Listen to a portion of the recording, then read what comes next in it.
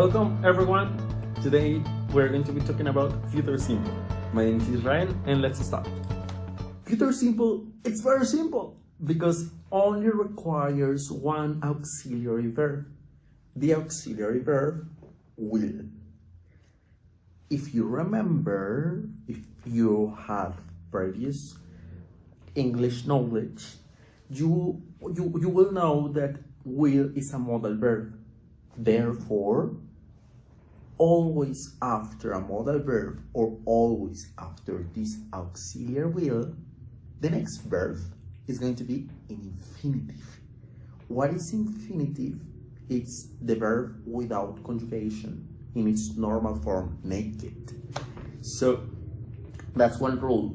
And another rule that we have to take into consideration is that will is going to be the same auxiliary verb for all the subjects. For I, for you, for he, for she, it, we, they, etc.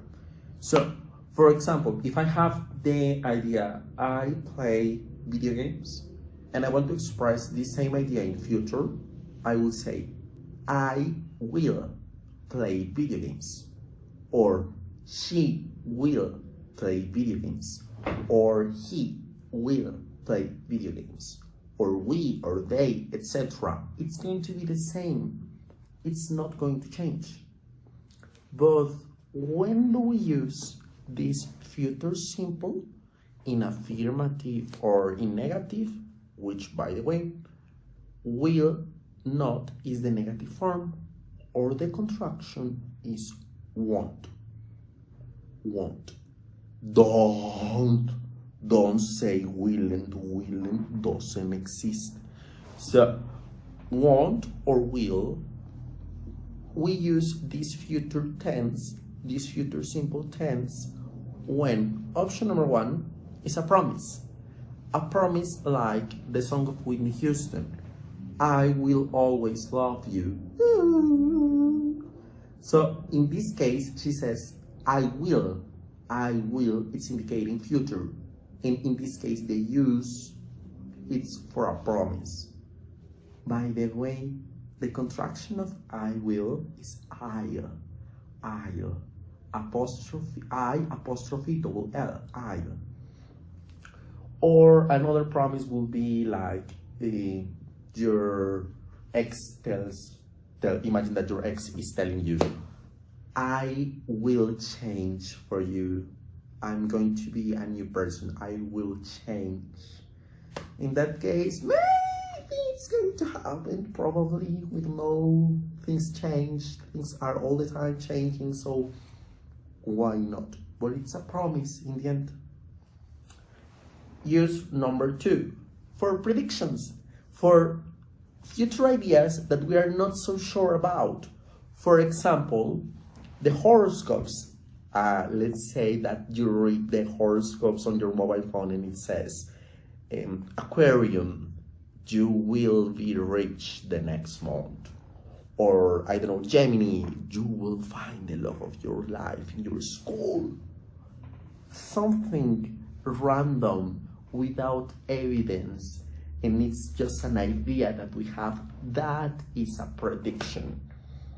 So, we can use so far will for promises, predictions, and also this is very common, but it's not always taught.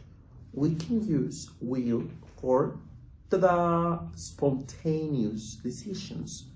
What do I mean by this? It's simply for decisions that you take in the moment without really thinking about it. Imagine that the phone is ringing in your house and you say, I'll answer. Or someone is knocking at the door and you will say, I'll open it. You are doing the activity, but you say, I'll answer it. I'll open the door. You really don't think like, I will open the door.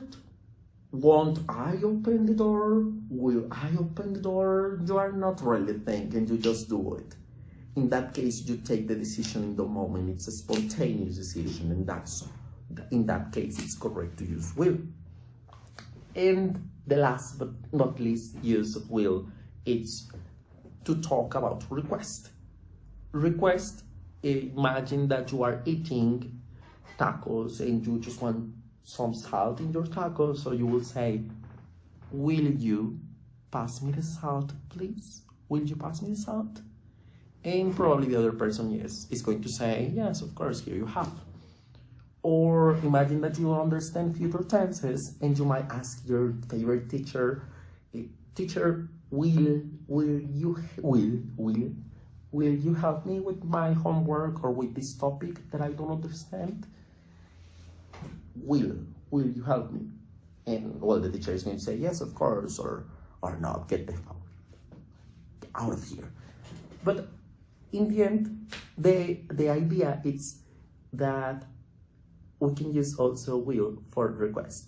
So far we have said that future simple, it's simple, only requires one auxiliary, the auxiliary is will. After will, we are going to use infinitive. Will is for all the subjects.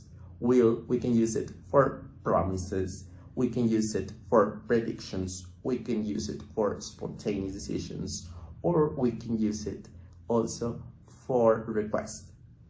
So please help me writing down here some examples of your own life, or maybe you can invent some of them, who is going to know. Try to use in your examples like request in your example, or this is a prediction in your example. And well, that's it. If you like this video, give it a big thumbs up, share it with your friends, subscribe to the channel, and if you are one of my students, say hello in the comments. So that's it. Thank you very much. Bye-bye.